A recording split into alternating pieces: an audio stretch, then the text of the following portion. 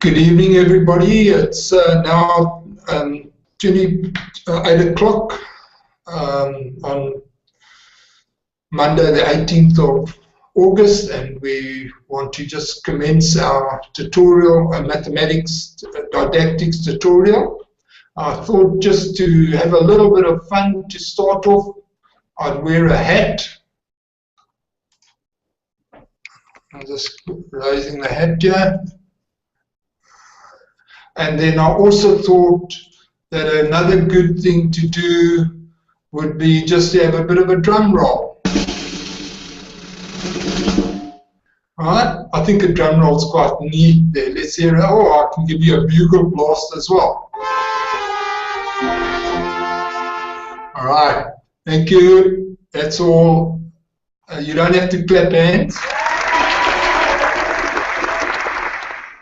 Alright. Yes, okay, I'm going to just take the hat away again.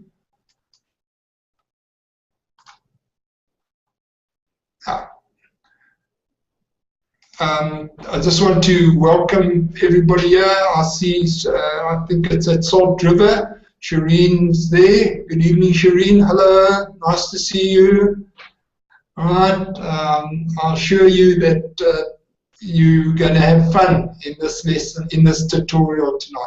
Please be free to interact with me in terms of the group chat.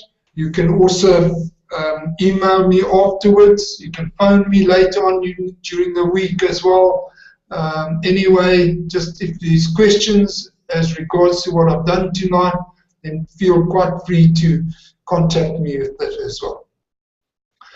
Right, just before we start, I want to just show you a very short video. I'm not going to show you the whole video, Euclid, but it's a very interesting Euclid about a question. Have you ever considered how numbers got to be what they are? How did we come about having these, calling a 2 a 2? Why is a 7 a 7? Right, and I want to just show you this video, which is quite interesting and just explains something of that. Right, just give me a moment just to make sure that I got it up.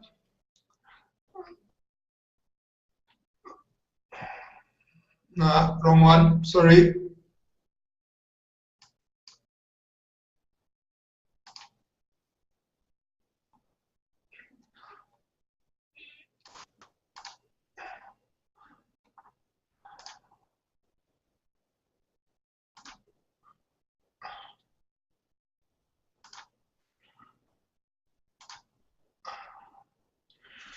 Right.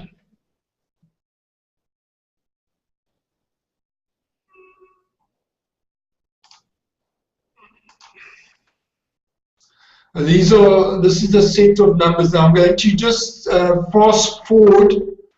I see there's somebody else viewing from home. Welcome. If you have any questions, please post them on the Q&A, and I will try my best to answer as we go through. Right, so I'm going to just fast forward the first couple of slides and then go through this one here. Right, so we asked the question, what is the logic that exists in the Arabic orthograms? Right, well, it's quite easy. In fact, the numbers are there because of the angles. Right, look at this. Here, a 1 has only one angle. Now, let's not get into a debate and just say, well, if it's a straight line, that's also a 1. Yes, you would be right, but if you look on your keyboard, you'll see there that the 1 has a definite angle there, right? And so that's why a 1 is a 1, right? A 2 has 2 angles. Obviously, due to much practice and that, we've now made this a bit smoother around, right? Same with the 3. 3 angles. Likewise, 4. A 4 has 4 angles to it. There you go with the 5. And once again, due to practice and custom, it's a lot rounder. 6, 7 has this line across it, right? And that's why you get your 7 angles. And then 8, we also talked there about the 8 different angles. 9, other versions have a much smoother, easier way of writing the 9. And then the big question, what's the most interesting and intelligent of them all? Is 0, because there is 0 angles. Right? Now, this is just something for you to ponder about and just to think about as you go through it as well. Right. So that's how we get our different numbers. Okay, so let's get on into tonight's PowerPoint and that. And I just also want to say that this PowerPoint will be put up on Funda under the tutorial for tonight, and you can view it there anytime at your leisure as well. Right. So here we go with the with tonight's tutorial spaces and that. Let's see, this minute. All right. So I've welcomed you all. I've shown you our numbers got their names. I'm going to give you some feedback on the assignment 1, and then we're going to look at some instructions for assignment 2, and then also instructions for assignment 3, and then the shapes and spaces to go about, and then end off with some concluding remarks as well. Right, please, you're more than welcome to make comments in the group chat. I'll take them, I'll pick them up from there for you guys. Right, so some feedback from assignment 1, the one about the essay about developing a number sense. There were some very good points that were stated by most students, some very good writings as well.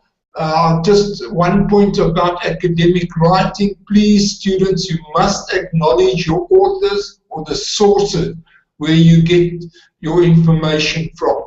And I would urge you to refrain from just putting the author's name at the end of the paragraph or the source at the end of the paragraph. It just gives the impression that you haven't really gone through the reading, and you just copied and pasted that paragraph into your work. Rather, include the author's name in the paragraph itself. That will make it a lot easier for you too. And then just follow the academic guidelines. There is a copy attached under resources. And then one thing I've noticed too, that there's several students who are using Wikipedia as a reference source. I would urge students to refrain from doing that, and the reason being that Wikipedia is open to abuse by all other people as well. You can go onto Wikipedia and alter the information there. So it is really an unreliable source of information. But please use it if you want to, just for background reading. But I would refrain from using Wikipedia as my only source of information. And then just generally speaking, assignments for the ADT program need to be about 3 to 4 pages in length, which works out to be about 1,000 words. Now, it obviously depends on the font size. It depends on whether you're writing double spacing or whatever. But the actual content needs to be 3 to 4 pages in length. Obviously, your cover and your bibliography would also be added to that as well. Right, and then just one description I got from one student who submitted this was a description of number sense taken by Faulkner. The characteristics of good number sense include fluency, ability to recognize, flexibility, ability to move among different representations. I thought that was a rather clever description of number sense. And then another student came up with these here, the maths, good suggestions for developing number sense. The maths teacher must present students with real-world maths problems, model different calculation methods. There's no one set right or wrong method to calculating something. Teaching learners how to count mentally also helps. Having class discussions, let the pupils come up with different ways of doing the calculation. Estimation, questioning learners about their thinking, and then doing plenty of measuring activities. Let them go out at schools and measure the sports fields. Let them measure the tennis court. What's the length? What's the height of the tennis net? What's the width of the tennis court? Those are some of the activities that could be included for developing number sense in pupils. So I'll say thank you to you for your contributions there about the first assignment and that. But tonight, our focus is going to be primarily on number 2 and number 3, where we look at the patterns, functions, and algebra, and then also about the space and shapes. That doesn't mean to say that the others aren't important, but these are where we're focusing on tonight as well. Please make sure that you read the CAPS document. It is online. And I have, under resources, I have placed the web or the URL where to get hold of it under the WCED website. So it's quite easy to get to, and it has a lot of information there for you. For your mathematics didactics, that needs to be your main textbook, so to speak. All right, there are other textbooks available, but that one's the main one. Right, so the first one is just talking about the patterns, functions, and algebra that we deal with Unit 2. There's also under on Funda, under lessons, you'll see a lot of information there, and the slide present, or some of these slide presentations there as well. Right, please go ahead and look at that and use that as well. Right, specific content focus during this time, and there are 4 main things. This information comes from the CAPS document. Right, making predictions and solving problems, description of patterns and relationships, right, and then other content focus as well. I'm not going to spend too much time on this. And then just about number sentences. CAPS documents got quite a large part of information about this. But what I want to point out is this one here, also about number sentences, where using number sentences helps pupils to understand that addition and subtraction are inverse operations. They are opposite, right?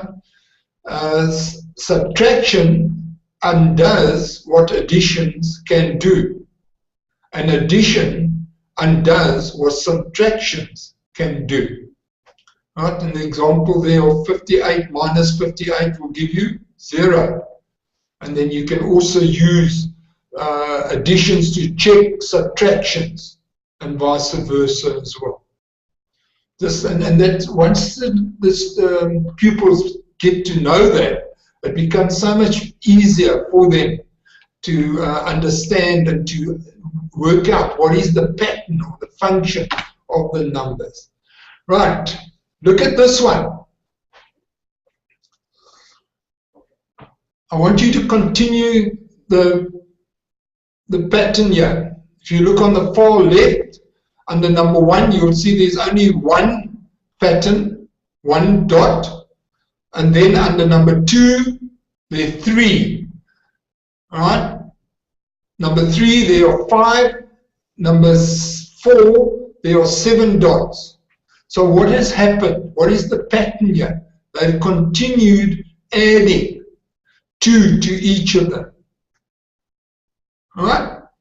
Now, if you so that's just something that we can do here. What would be the answer for number 5? If you had to draw up a number 5, how many dots would there be on number 5?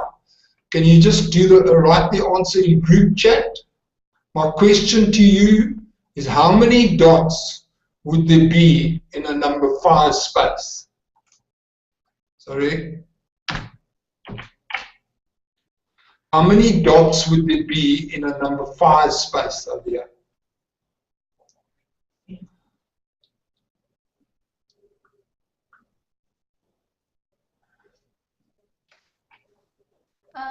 For some reason, my group chat doesn't want to work.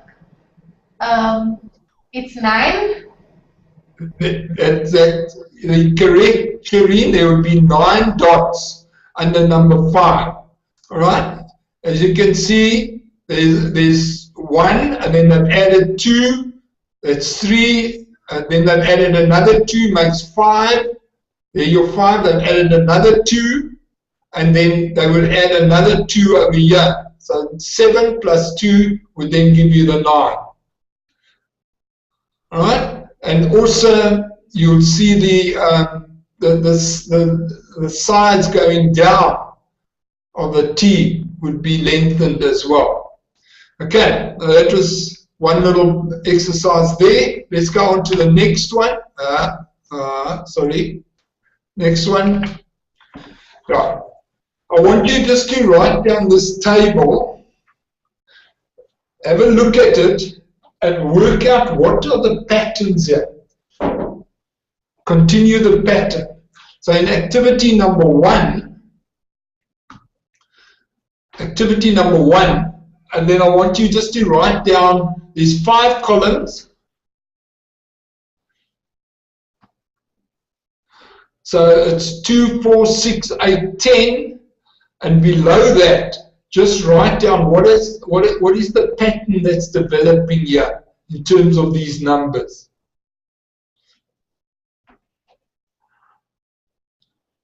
All right? And then do the same for activity number 2. Starts with 7, 12, 17, 22, 27. And then activity number 3. Starts with 0, 5, 15, 30, 50. What are the patterns that have been developed there?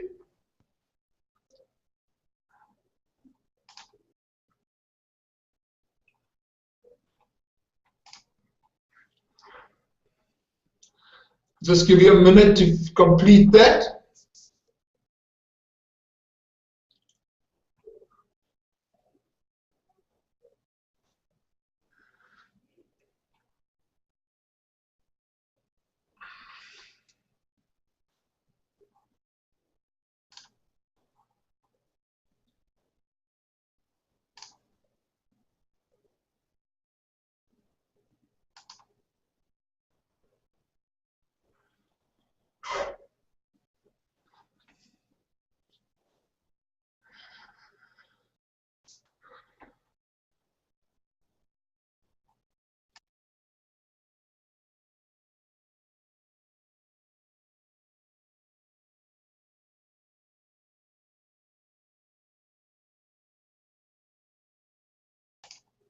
Right, Shireen, will you just unmute yourself? Okay. Tell me, thank you. What is the pattern in number 1? Activity 1. Adding 2 every time, counting in 2s, Yeah. Yeah. So activity number 1, apologies. Activity number 1, you go from 0 and then you add 2 to each of them. Right? So what would be in the 6th column here? 12. 12, right? Because you can see there you just added another 2 to it, and then it will be 12. I think that was quite easy. Right, yeah. Let's look at the activity number 2, right? That was where you add 7, 12, 17, 22, 27. Answer to that, Julie? Is adding 5 every time. You're adding 5 every time. Well done. Great. You got it right. Okay, so you start at 0, and then you add 5, give you 12, add 5, 17, add 5, 22, 27. And in the 6th column, what would the answer be there? 32. 32. All right. Another thing, can you see how this develops into a pattern here? Yeah. 7, 17, 27. Yeah. Right. 12, 22, 32. Yeah. Right. So, and this is one of the things about when you're adding 5s or 10, you always get a repeat of this this sort of pattern developing, right? That comes up consistently, which is quite nice and easy. Right. Last one, Shireen. Activity number 3. You add. Okay, so that one was a bit tricky. By adding 5 more than was added to the previous number. Yeah. You added 5 more to what you added in the previous number. Okay, so it was 0 plus 5 plus 5, which you're now adding 10 to that 5, you got 15.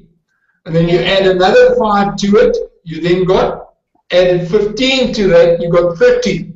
You add 5 to that is 20, and you get 50. And what would be in the 6th column?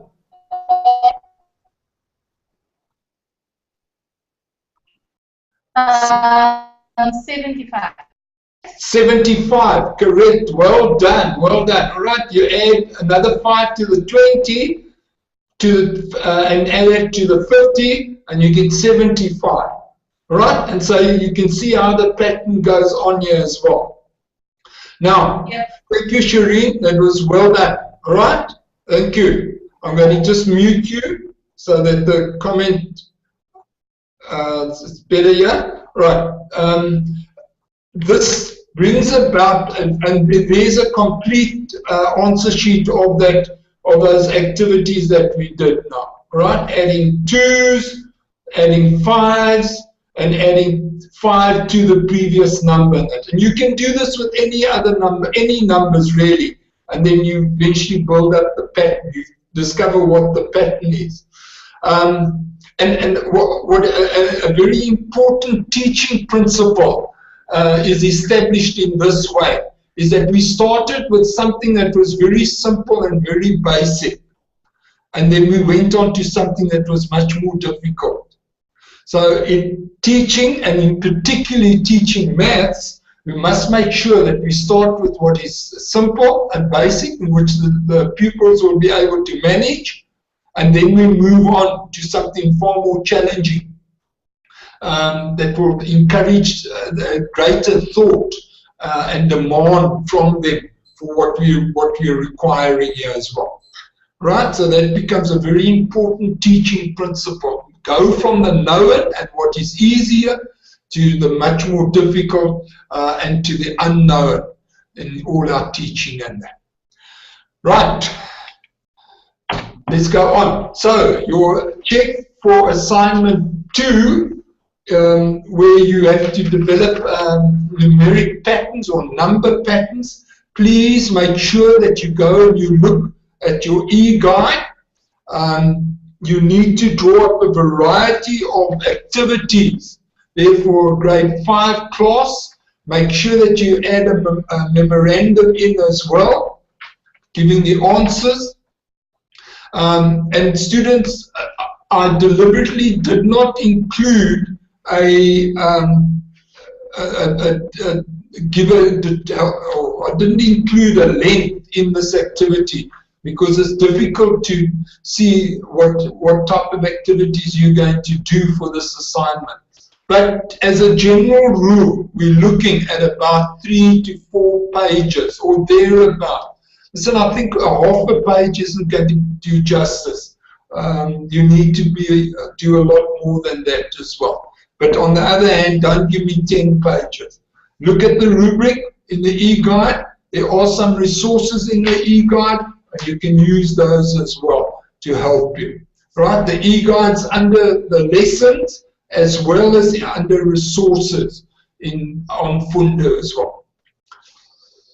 If there are any questions, you're welcome to add them into group chat, and I will try and answer them.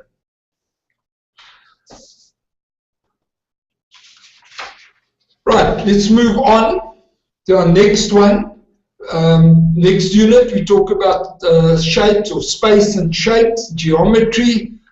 We look at that thing there. All right, so what are some of the content areas that we're dealing with over here? There are 3 of them that are put out.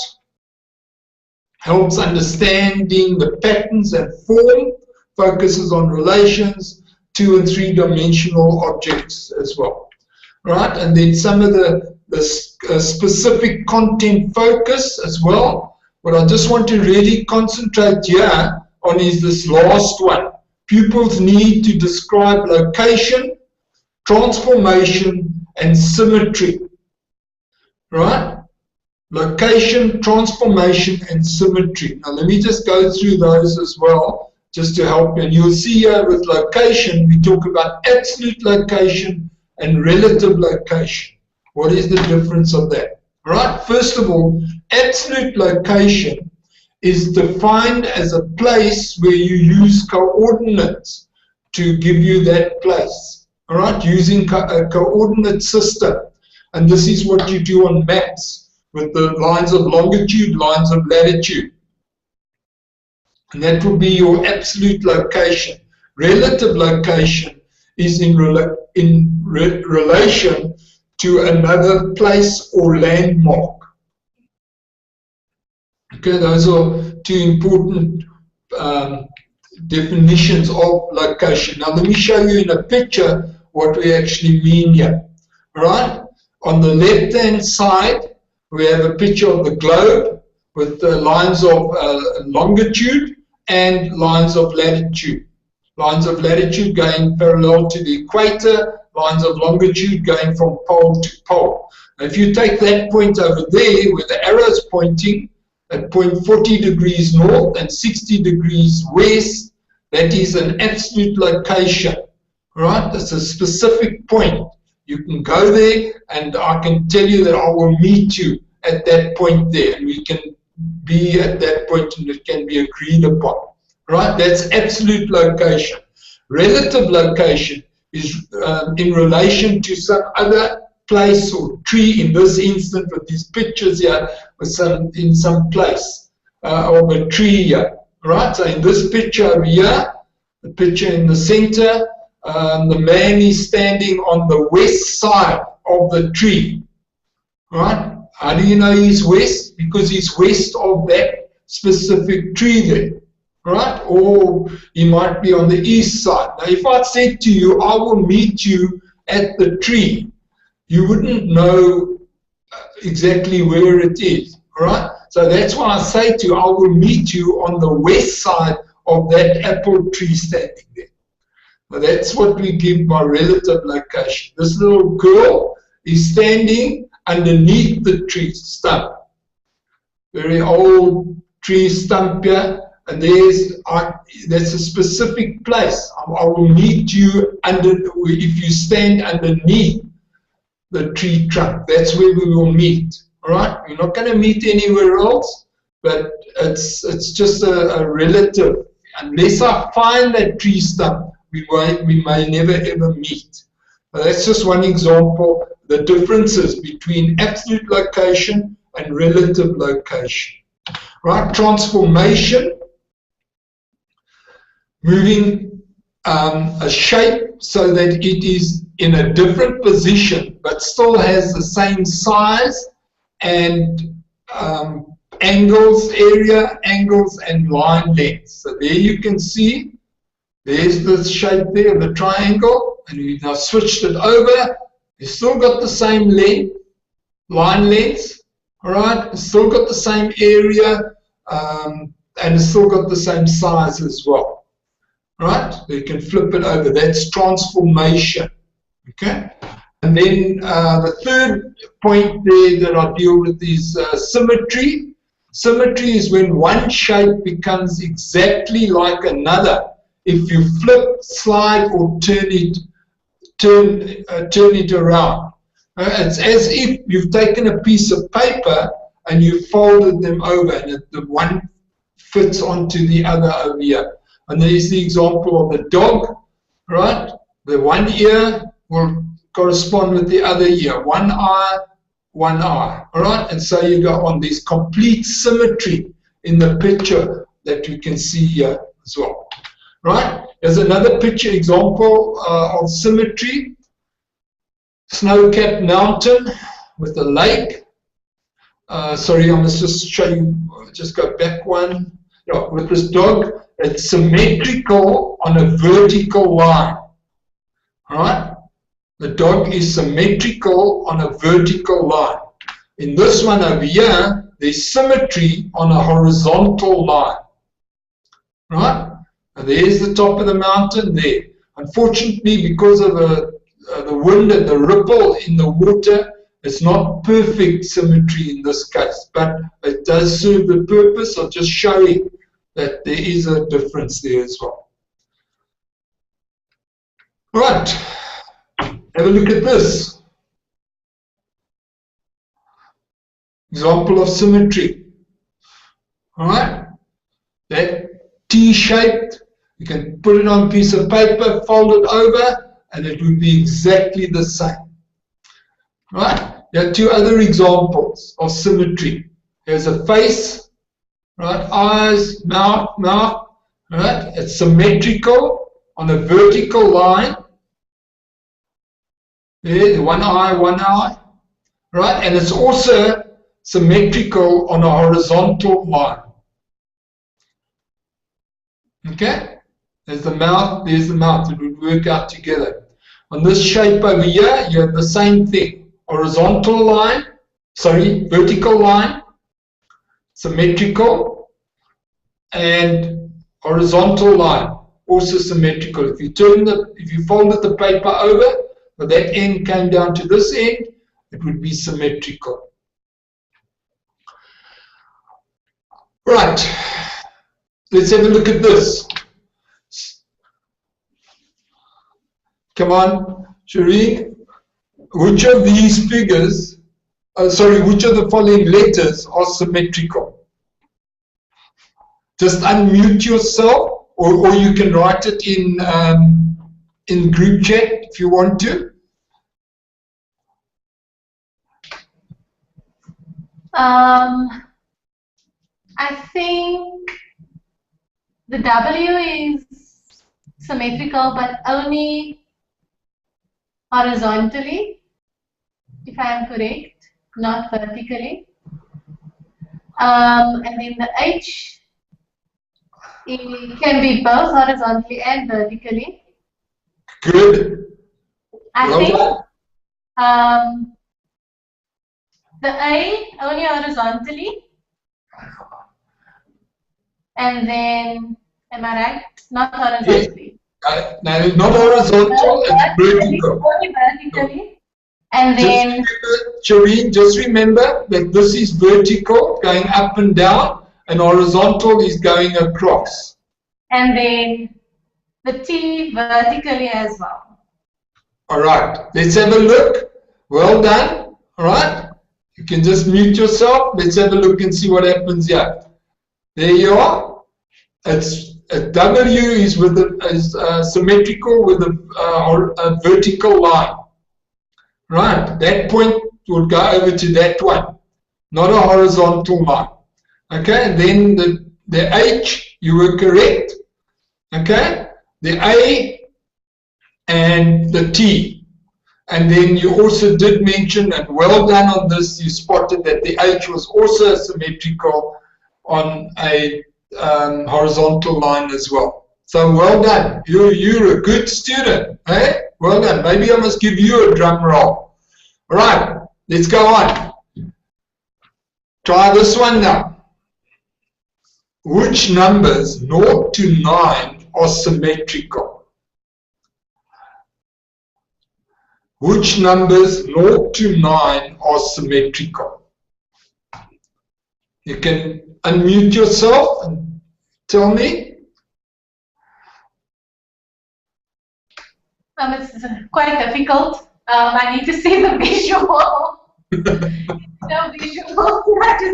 Can I just write them down for myself so I can see?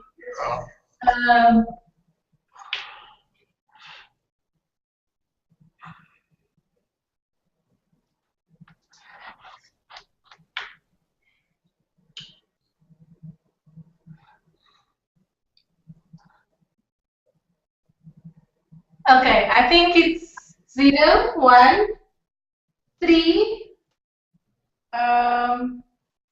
8, and I think that's the only ones. Yeah. All right. 3 of those numbers are correct that you mentioned, just 1 is wrong. All right, so the first one is 0, okay, and that one is symmetric, and then 3 is symmetrical. 1 isn't symmetrical. Remember when we did that origin of numbers, and we said there's a 1, they had to have 1 angle. So if you make a 1 versus just a straight line, it's not a proper 1. Look on the keyboard. Look at the numbers along the keyboard. You'll see there that it's also just got a part to it, that it does definitely have the 1 angle. Right? So 0, 3, and you were right with 8 as well. Right? Let's just see how they go. Horizontal, sorry, vertical, horizontal, only horizontal, horizontal and vertical. Right, so well done, Shireen, well done, you've done very well tonight. Okay, so that was just a little bit of an exercise, and you can see how that goes there. Right, let's go on, next slide. Yeah, I'm now getting into your assignment, assignment 3. There's the e-guide is available under unit 3 of lessons. And then it's also about shapes and spaces, and it's also under the resources as well, right? And in the assignment, there's a question that deals with manhole covers, right? Now I've just got these examples here of a manhole. These are of drains or whatever that we see mainly in roads. Okay, and we talk about a circular manhole, and we talk about a rectangular manhole cover. All right? Now, those are what we're going to be talking about now. I'll come back to that just now. So what do you have to do in assignment 3? Please note, students, I'm wanting paragraph type questions here. All right? Sorry. I want paragraph type questions here. It's not necessary to give me a bibliography. There are resources listed on the sheet, but on the e-guide. You can look at those to get ideas and to get information about it as well. But you need to identify the certain angles in everyday life, and then you've got to give 3 examples of each angles found in everyday life as well. Right? And then define the different angles, give the characteristics of the different angles as well. And then finally, and this is a very important question, right? Listen to it very carefully. Give a mathematical explanation why manhole covers found on roads are usually circular and not rectangular. Give a mathematical mathematical explanation why this circular manhole cover is usually found, and you very seldom find these other rectangular ones. I'm not saying that you will never ever find rectangular manhole covers, but you're more likely to find circular ones. And why is that? About 3 to 4 pages in length, and it's due on the 15th of September. All right. I don't know if there are any other questions you want me to answer at this stage. For people watching at home or going to view the video later on, you're welcome to email me. If you need help with your assignments, you're also welcome to email me on that one as well. Just remember that assignment 2 is due next week, Monday. Right, it's open on Funda at the moment, but if you need help with it, you can contact me. And then just finally,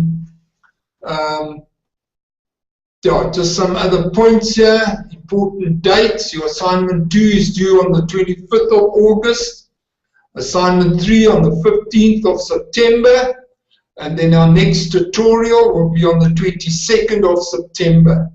And you're more than welcome to contact me should you require any assistance with the assignments, or if there's work that, some content work that I've covered and you haven't quite understood that, you're more than welcome to contact me with that as well. I'm going to just leave the site open just for a short while in case there are questions. You can use group chat to ask me questions now, and then we'll see it later.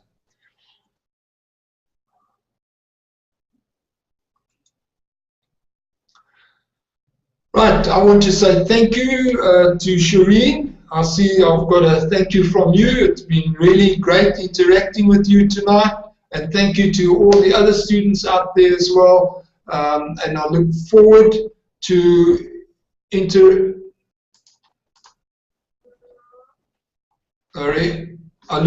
interacting with you again in future when we'll have another great time and you go. I'm going to be presumptuous and just say that I think after this presentation tonight, shall I do it again? All right. Thank you, everybody. Thank you, Shireen. Good night.